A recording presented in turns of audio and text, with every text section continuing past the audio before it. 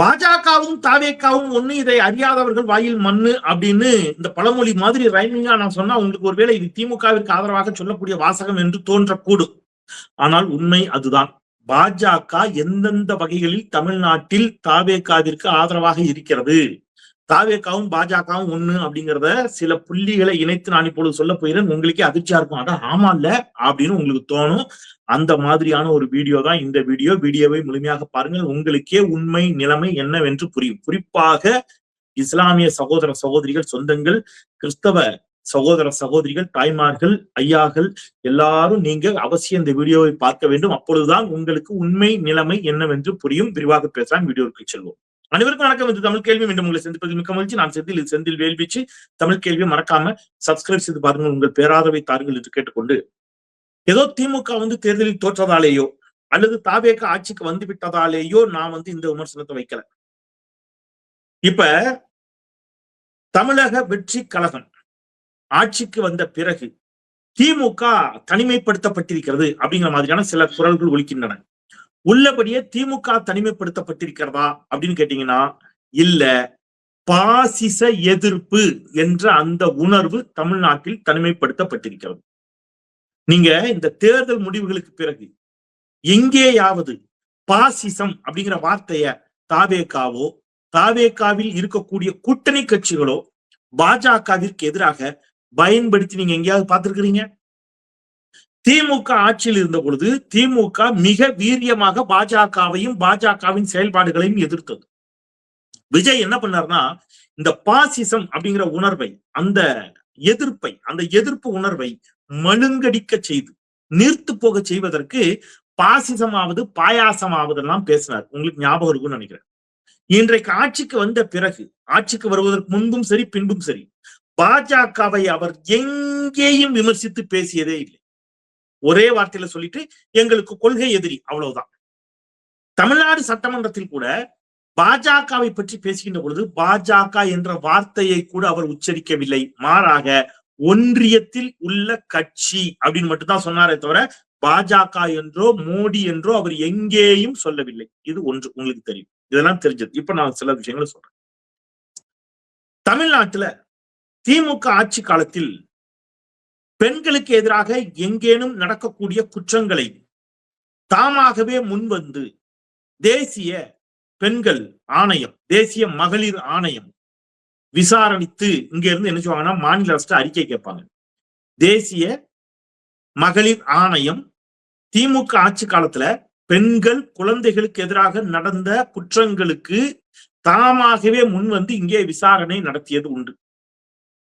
கடைசியா ஆட்சியினுடைய, திமுக ஆட்சியினுடைய கடைசி பகுதி, தேர்தலுக்கு சில மாதங்களுக்கு முன்பாக திருவண்ணாமலையில் ஒரு சிறுமி பாலியல் தொல்லைக்கு உட்படுத்தப்பட்டால் என்ற செய்தியில் கூட தேசிய மகளிர் ஆணையம் அந்த குற்றத்திற்கு எதிராக தாமாக முன் வந்து விசாரணை நடத்தினார்.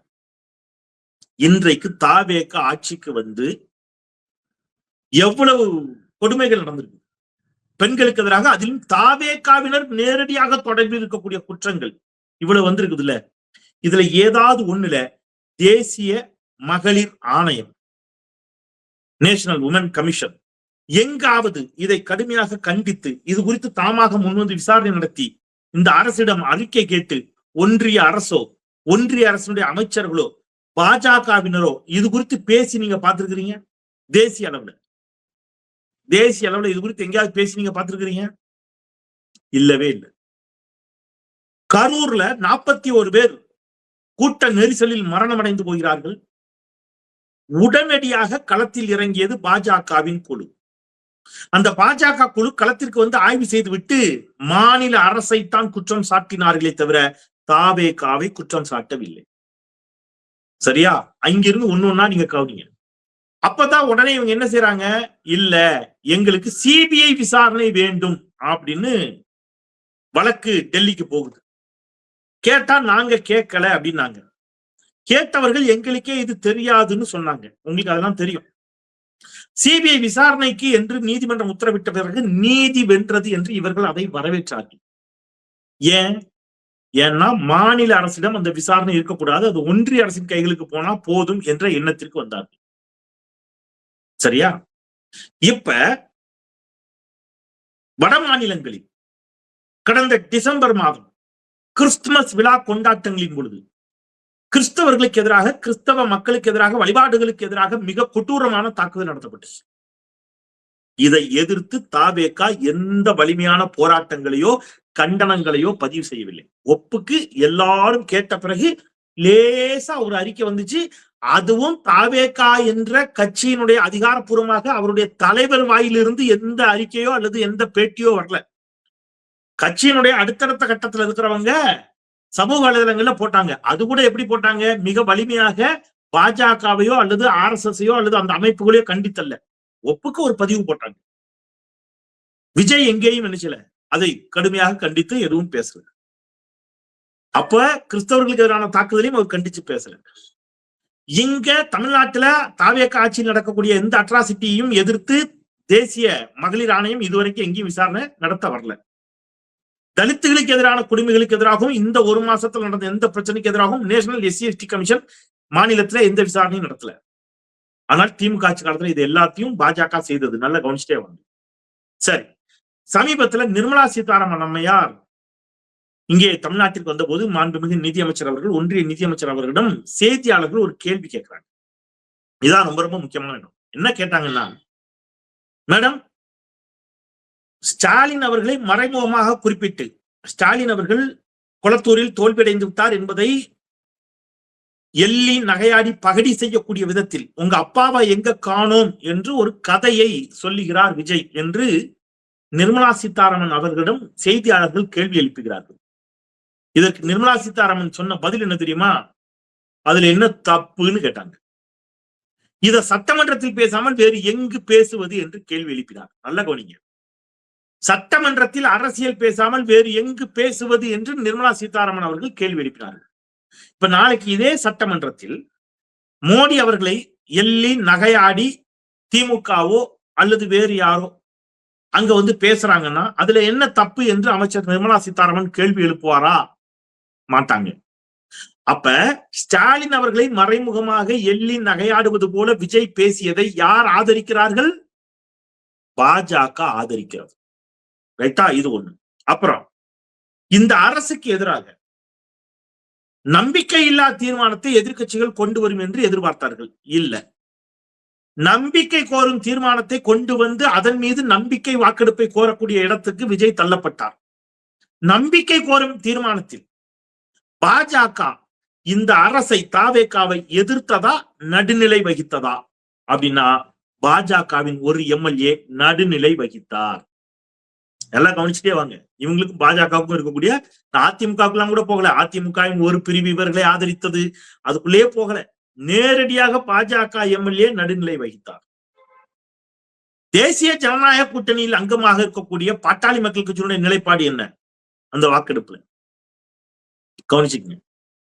பாஜக கூட்டணியில் இருந்து வெற்றி பெற்ற ஒரு MLAவின் ஆதரவை கூட நாங்கள் பெற மாட்டோம், நீங்கள் ஆதரவு தாருங்கள் என்று கேட்டுத்தான் திமுக கூட்டணியை இவர்கள் நாடினார்கள். ஆனால் தேசிய ஜனநாயக கூட்டணியில் நின்று வென்ற அம்மா மக்கள் முன்னேற்ற கழக MLA இன்றைக்கு இவர்களோடு இணைந்து விட்டார். பாஜக எதிர்ப்பு எவ்வளவு பல்லிழிக்கிறது தாவேகாவிற்குன்னு ஒவ்வொரு ஆதாரமா பார்த்துட்டு வாங்க. சரியா? நாங்க ஒன்றிய அரசோடு முரண்பட்டு சண்டையெல்லாம் போட மாட்டோம்னு விஜய் எங்க சொல்லிட்டாரு? சட்டப்பேரவையிலேயே சொல்லிவிட்டார். திமுக இருக்கின்ற பொழுது முரண்டு பிடித்த ஆளுநர் RN ரவி, ஆளுநர் அறிக்கை வாசிக்க மாட்டேன், அதை வாசிக்க மாட்டேன், இதை வாசிக்க மாட்டேன் என்று எல்லாவற்றிற்கும் சண்டை செய்த RN ரவி இந்த அரசு வந்த பிறகு ஆளுநர், புதிய ஆளுநர் இப்பொழுது அர்லேகர், இந்த அரசோடு எந்த முரண்பாடும் இல்லாமல் அரசு கொடுத்ததை அப்படியே வாசிக்கிறார். சரியா? தேசிய கீதம் 2 முறை இசைக்கப்படுகிறது. அதுல என்ன பிரச்சனைன்னு யார் சொல்லிட்டா? விஜயும் சொல்லிட்டார். பாஜகவுக்கும் இவர்களுக்குமான ஒவ்வொன்றையா நான் சொல்லிட்டு வர்றேன். இப்ப இது எல்லாவற்றையும் தாண்டி நிர்மலா சீதாராமன் அம்மையார் ஒண்ணு சொன்னாங்க. இந்த நிமிடம் வரை தமிழ்நாடு அரசிடமிருந்து, இன்றைக்கு இருக்கக்கூடிய தமிழ்நாடு முதலமைச்சரிடமிருந்து இதற்கு கடும் எதிர்ப்பு வந்திருக்கணும். எந்த எதிர்ப்பும் வரல. என்ன சொன்னாங்க தெரியுமா? ஒன்றிய அரசிடமிருந்து தமிழ்நாட்டிற்கு கொடுக்க வேண்டிய நிலுவை எதுவுமே இல்லைன்ட்டாங்க. அப்படிலாம் நிதிலாம் எதுவும் நிலுவை இல்லை என்று நிர்மலா சீதாராமன் அம்மையார் சொன்ன செய்தி சில ஊடகங்களில் பதிவாகி இருக்கிறது. ஊடக செய்திகள், நான் என் கற்பனையில சொல்லல, ஊடகங்களில் வந்ததை சொல்றேன். அப்ப உடனடியாக தமிழ்நாடு அரசு என்ன செய்யணும்? முதலமைச்சர், எது நிதி நிலுவையில் இல்லையா, எவ்வளவு நிதிங்க இன்னும் நிலுவையில் இருக்குது, நீங்க எவ்வளவு நிதி தர வேண்டி இருக்கு தெரியுமா என்று கேட்க வேண்டிய மாநில அரசு, தாவேக அரசு எதுவுமே கேட்காமல் கள்ள மௌனம் சாதிக்கிறது. சரியா? மின் வாரிய விவகாரத்துல வெள்ளை அறிக்கை என்று இவர்கள் உன்னை தாக்கல் செய்யறாங்க. உள்ளபடியே மின்சார வாரியத்தில் இவங்க யாரை எதிர்த்து கேள்வி கேட்கணும் அப்படின்னு கேட்டீங்கன்னா, ஒன்றிய பாஜக அரசை எதிர்த்து கேள்வி கேட்கணும். ஏன்னா உதய் மின் திட்டத்தால் தான் இன்னைக்கு இவ்வளவு சிக்கல். அதை பத்தி இவங்க எங்கேயுமே பாஜகவை கண்டிக்கவே இல்லை. இந்த டாரிஃப் எப்படி பீக் அவருக்கு ஒரு காசு, நார்மல் டேஸ்க்கு ஒரு காசு அப்படிங்கிற டாரிஃப் மாற்றத்தை பற்றி நேற்று வெள்ளை அறிக்கையில குறிப்பிடுறாங்க. அந்த பீக் அவருக்கு ஒரு காசு, நார்மல் மற்ற நேரங்களுக்கு ஒரு காசு அப்படிங்கிறது வீடுகளுக்கு இல்ல, கமர்ஷியலுக்கு, வீடுகளுக்கும் கொண்டு வரக்கூடிய முயற்சியில பாஜக இருக்குது. அத கொண்டு வந்து சட்டமாக்கியது யாருன்னு கேட்டீங்கன்னா பாஜக. கொண்டு வந்து சட்டமாக்கிய போது அதை அங்கீகரித்து அதை எதிர்க்காமல் அமைதியாக இருந்தது கடந்த அஇஅதிமுக. இதெல்லாம் எதிர்த்து சண்டை செய்தது திமுக. இன்னைக்கு இதை கண்டும் காணாமல் அமைதியாக இருந்து அந்த பழியையும் தூக்கி திமுக மீது போட்டு பாஜகவை காப்பாற்றிக் கொண்டிருப்பது தாவேக. இப்ப தாவேகாவிற்கும் பாஜகவிற்கும் இருக்கக்கூடிய ரகசிய உறவுகள், அண்டர்ஸ்டாண்டிங் நீங்க தயவு செய்து புரிஞ்சுக்கணும். தயவு செய்து புரிஞ்சுக்கணும், ரொம்ப முக்கியமானது இது. நீங்க எந்த இடத்திலும் இன்னைக்கு இந்த அரசை காப்பாற்றுவதற்கு யாரெல்லாம் ஓடி வராங்கன்னு கேட்டீங்கன்னா, ஐயா ஸ்ரீதர் வேம்பு அவர்கள் மோடிக்கு மிகவும் நெருக்கமானவர். அவர் என்ன சொல்றாரு? அவர் கல்வி கூடங்களுக்கு அனுமதி கொடுப்பதில் பணம் பெறப்பட்டது அப்படின்னு ஒரு குற்றச்சாட்டை வைக்கிறார். அவருடைய கல்வி நிறுவனம் குருகுல மாடல்ல இருக்கக்கூடிய ஒரு கல்வி நிறுவனம். அதற்கு மாநில அரசின் அனுமதி தேவையா அப்படின்னு ஆதாரங்களை எடுத்து சமூக வலைதள செயற்பாட்டாளர்கள் கேள்வி கேட்டவுடன் இல்ல இது வேற ஒண்ணுக்குன்னு அவர் வேற ஒரு இடத்துக்கு நகர்றாரு. ஆதாரங்களோடு எல்லாத்தையும் உடைக்க ஆரம்பித்தவுடன் இல்ல ஓடுறாங்க. என்னெல்லாம் செய்யறாங்கன்னு கவனமா கவனிங்க. பாரதிய ஜனதா கட்சியை சேர்ந்த நந்தகுமார் என்பவர் இந்த அரசினுடைய அமைச்சர் ஒருவரை பார்த்துவிட்டு வந்த பிறகு திமுக அரசு கல்வி நிலையங்களுக்கு அனுமதி தருவதற்கு காசு கேட்டதுன்னு பாஜகவை சேர்ந்தவர் குற்றம் சாட்டுகிறார். இவர்களுக்கு ஆதரவா இப்ப நான் என்ன கேட்கிறேன்? லஞ்சம் வாங்குவது மட்டுமல்ல, லஞ்சம் கொடுப்பதும் தவறு. சட்டம் தெளிவாக சொல்லுகிறது. பிரிவென்ஷன் ஆஃப் கரப்ஷன் ஆக்ட் தெளிவா சொல்லுகிறது. லஞ்சம் கொடுப்பதும் தப்பு, அவங்களையும் கைது பண்ணலாம். இப்ப நான் என்ன கேட்கிறேன்? நீங்க யாரெல்லாம் கொடுத்தீங்களோ, கொடுத்த கல்வி நிறுவனங்கள், லஞ்சம் கொடுத்து கடந்த ஆட்சி காலத்தில் அனுமதி பெற்ற கல்வி நிறுவனங்கள் அனைத்தின் உரிமங்களையும் தாவேக அரசு ரத்து செய்ய வேண்டும். ஏன்னா இவங்க ஏதோ முறைகேடாக லஞ்சம் கொடுத்து என்ன செஞ்சிருக்காங்க. இப்ப லஞ்சம் கொடுத்து ஒருத்தர் அரசு பொறுப்புக்கு வந்துட்டாரு. நீங்க லஞ்சம் கொடுத்து அரசு பொறுப்புக்கு வந்தவரை அரசு பொறுப்புல இருந்து நீக்குவீங்களா இல்லையா? நீக்குவீங்க. லஞ்சம் கொடுத்து ஒருத்தர் முறைகேடா அவங்க சாதிச்சிருக்காரு, அதன் மீது நடவடிக்கை எடுப்பீங்களா இல்லையா? எடுப்பீங்க. அப்ப லஞ்சம் கொடுத்து கடந்த ஆட்சி காலத்தில் எந்தெந்த கல்வி நிறுவனங்கள் அனுமதி பெற்றனவோ அந்த கல்வி நிறுவனங்கள் அனைத்தின் மீதும் நடவடிக்கை எடுக்கணும். லஞ்சம் கொடுத்தவர்களையும் கைது செய்து விசாரியுங்கள். அவர்கள் யாரிடம் லஞ்சம் கொடுத்ததாக சொல்லுகிறார்களோ, அது திமுக ஆட்சியிலேயே கொடுத்திருக்கட்டும், அவர்களையும் கைது செய்து விசாரியுங்கள். தப்பு இல்லைங்கிற. லஞ்சம் கொடுத்தவர்களையும் கைது செய்யுங்கள், லஞ்சம் வாங்கியவர்களையும் கைது செய்யுங்கள், லஞ்சம் கொடுத்து அனுமதி வாங்கிய அனைத்து பள்ளிகளின் அங்கீகாரத்தையும் ரத்து செய்யுங்கள். அதான சரியான நடவடிக்கை இருக்கும். இது எதுவுமே நடக்க போறது இல்லை. ஆனா தோற்றம் மட்டும் எப்படி ஏற்படுத்தப்படும்னா இந்த பாஜகவால. இப்ப அதுல ஒரு செய்தியை திருப்பி ஒன்ன சொல்றாங்க மெதுவா. அதுவும் தாவேகாவோட வேலைதான். என்ன சொல்றாங்க? கடந்த அஇஅதிமுக ஆட்சி காலத்தில் கல்வி அமைச்சராக இருந்தவரும் வாங்கினார் என்பது போன்ற ஒரு குற்றச்சாட்டை வைக்கிறாங்க. அப்ப கல்வி அமைச்சராக இருந்தது யார்? ஐயா செங்கோட்டையன்.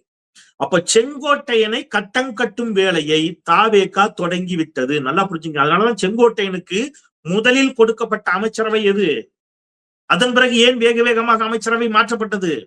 செங்கோட்டையனை கட்டம் கட்டக்கூடிய வேலையை தாவேகாவில் இருக்கக்கூடிய முன்னணி அமைச்சர்கள் சிலர் தொடங்கி விட்டார்கள். இது உண்மை. அப்ப இங்க பாஜகவும் தாவேகாவும் ஒரு ரகசிய அண்டர்ஸ்டாண்டிங்க்கு போயிட்டாங்க. திமுக கூட்டணியை உடைப்பதுதான் பாஜக அவங்களுக்கு கொடுத்த அசைன்மெண்ட். அதுக்கேத்த மாதிரி கரெக்டா எண்ணிக்கையை கொண்டு வந்து கரெக்டா அந்த இடத்துல நிறுத்துறாங்க, நிப்பாட்டினாங்க. அதிமுகவை டோட்டலா அழிக்கணும், அந்த வேலையை ஆரம்பிச்சிருச்சு பாஜக. திமுக கூட்டணியை சிதறடிக்கணும், அந்த வேலையும் செஞ்சுட்டாங்க. இப்ப தாவேகாவை எப்ப காலி பண்ணணும்னு பாஜகவுக்கு தெரியும். அப்ப தாவேகாவை ஈஸியா நகர்த்தி விட்டு இந்த ஆட்சி கட்டில் பாஜக வந்து அமரும், அல்லது பாஜக தன்னுடைய வடிவத்தில் வேறொருத்தரை களமிறக்கி விட்டுருக்குல்ல அவரை கொண்டு வருவாங்க. அப்ப ஐயோ ஐயோன்னு கத்தும் போது, கதறும் போது களம் நம் கையை விட்டு போயிருக்கோம், எல்லாம் எல்லை மீறி போயிருக்கும். இது ஏதோ நான் வந்து திருப்பி சொல்றேன், நீங்க திமுக ஓட்டு போடுங்க போடாம போங்க, அது உங்க இஷ்டம். ஆனா நான் சொல்றது யதார்த்தத்தை சொல்றேன். திமுக ஏதோ தோற்றுவிட்டது என்பதற்காக நான் இதை பேசல. தமிழ்நாடு பேராபத்திற்குள் தாவேகாவால் அழைத்து செல்லப்பட்டு கொண்டிருக்கிறது என்பதை புரியாமல் போனால் ஒண்ணும் பண்ண முடியாது, ஒண்ணும் பண்ண முடியாது. ரசிக மனநிலையில் கவர்ச்சி அரசியலுக்கு மயங்கி நீங்க நிற்பீர்களே என்று சொன்னால் பெரும் சிரமம். அப்படி இங்க பாஜகவுக்கும் தாவேகாவுக்கும் ஒரு அப்படி பாண்டிங் வந்துருச்சு. நான் வேணா எழுதி தரேன், நீங்க இந்த வீடியோ வச்சுக்கங்க. இன்னொரு 6 மாசம் வெயிட் பண்ணுங்க. 6 மாத காலகட்டத்தில் பாசிச பாஜகவை எதிர்த்து இந்த மாநில முதலமைச்சர் ஏதேனும் ஒரு வார்த்தையை பேசிட்டார்னா நீங்க சொல்லுங்க, அப்புறம் நான் கேட்டுக்கிறேன். நீங்க என்ன சொன்னாலும் நான் கேட்டுக்கிறேன். பேச மாட்டாரு, அது நடக்க போறதும் கிடையாது. இன்னொன்னு சொல்லட்டுமா, அவருக்கு இப்ப பிறந்த நாள் வந்துச்சுல 22ஆம் தேதி. இதற்கு முன்பு இருந்த முதலமைச்சர் ஸ்டாலின் அவர்கள் தன்னுடைய பிறந்த நாளுக்கு எங்க போவாரு? பெரியார் நினைவிடத்திற்கு சென்று மலர் தூவி மரியாதை செலுத்துவார். அண்ணா நினைவிடத்திற்கு செல்லுவார். முத்தமிழர் டாக்டர் கலைஞர் நினைவிடத்திற்கு செல்லுவார். நீங்க கலைஞர் நினைவிடத்திற்கு செல்ல வேண்டாம். இன்றைய முதலமைச்சர் விஜய் அவர்கள் எங்க போயிருக்கணும்? பெரியார் நினைவிடத்திற்கு போயிருக்கணும். அவருடைய பிறந்த நாளுக்கு போனீங்களா? அண்ணா நினைவிடத்திற்கு ஏன் விஜய் செல்லவில்லை இந்த பிறந்த நாளுக்கு? ஏனென்றால் பெரியார், அண்ணா போன்றவர்களை அதிகமாக முன்னிறுத்த வேண்டாம் என்பது பாஜக தாவேகாவிற்கும் விஜய்க்கும் கொடுத்திருக்கும் கட்டளை. அந்த கட்டளை சிறமேற்கொண்டு செய்கிறார். பேருக்கு வச்சுப்பாரு பெரியாரையும் அண்ணாவையும், நல்லா புரிஞ்சுக்குங்க. பேருக்கு நான் வந்து பாஜக எதிர்ப்புன்னு சொல்லிப்பாரு, பேருக்கு கிறிஸ்தவ இஸ்லாமிய நண்பர்களே அப்படின்னு சொல்லிப்பாரு. ஆனால் ஏன்னா அப்பதான் நீங்க அவரை நம்புவீங்க.